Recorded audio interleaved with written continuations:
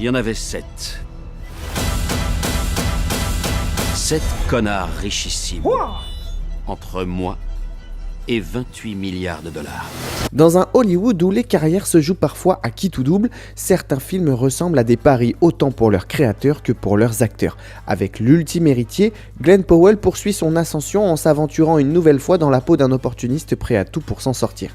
Mais derrière cette trajectoire cohérente se cache une œuvre qui, elle, peine à trouver sa propre ligne directrice, oscillant constamment entre satire mordante et drame familial sans jamais totalement choisir son camp. Réalisé par John Patton Ford, à qui l'on doit le remarqué Emily the Criminal, le film s'inspire librement de Noblesse Oblige pour transposer son intrigue dans les sphères clinquantes du capitalisme américain. Le point de départ est aussi simple que prometteur, un héritier illégitime doit éliminer un à un les membres de sa riche famille pour accéder à une fortune colossale. Sur le papier, tout est réuni pour une comédie noire acide et jubilatoire. À l'écran, le résultat est plus contrasté. Le long métrage séduit d'abord par son énergie et son ton irrévérencieux. Dans sa première partie, Glen Powell déploie un charisme indéniable, incarnant avec aisance ce héros cynique et débrouillard.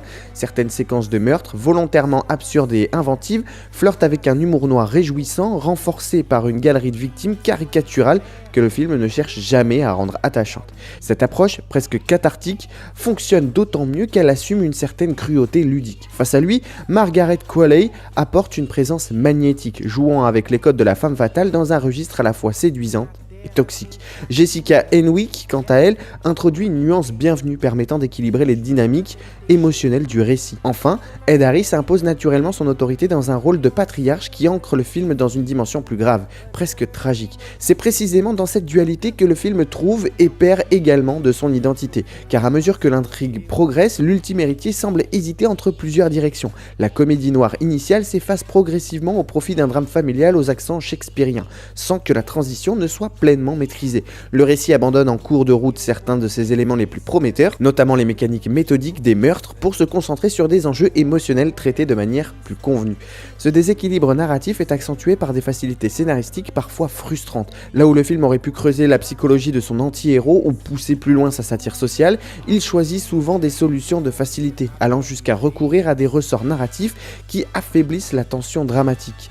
Le potentiel subversif de l'histoire, une critique acerbe des élites et de l'obsession de la réussite, reste ainsi en surface, sans jamais être totalement exploité. Sur le fond, le film semble vouloir interroger la valeur de l'ambition et le prix à payer pour gravir les échelons sociaux, mais en refusant de trancher clairement entre cynisme assumé et regard critique, il finit par diluer son propos. Le spectateur observe, amusé par moments, intrigué parfois, mais rarement véritablement impliqué. Ce manque de positionnement nuit à l'impact global, donnant l'impression d'un film qui survole ses idées sans jamais les approfondir.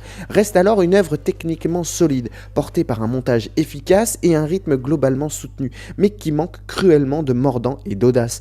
On sent que John Patton Ford avait entre les mains un matériau riche, capable de donner naissance à une satire féroce ou à une tragédie moderne percutant. À vouloir concilier les deux, il livre finalement un film hybride, parfois divertissant, mais rarement mémorable. Faut-il pour autant se déplacer en salle? Tout dépend des attentes. Ceux qui apprécient les comédies noires légères et les performances d'acteurs charismatiques y trouveront un divertissement honorable. En revanche, les spectateurs en quête d'une œuvre incisive, audacieuse ou même profondément marquante risquent de rester sur leur faim.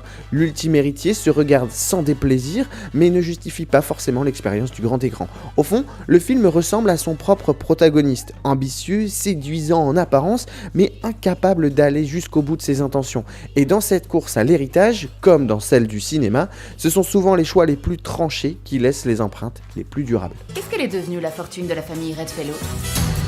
J'en hériterai. Un jour. Eh ben, fais-moi signe quand tu les auras tous tués. I ain't worried about it.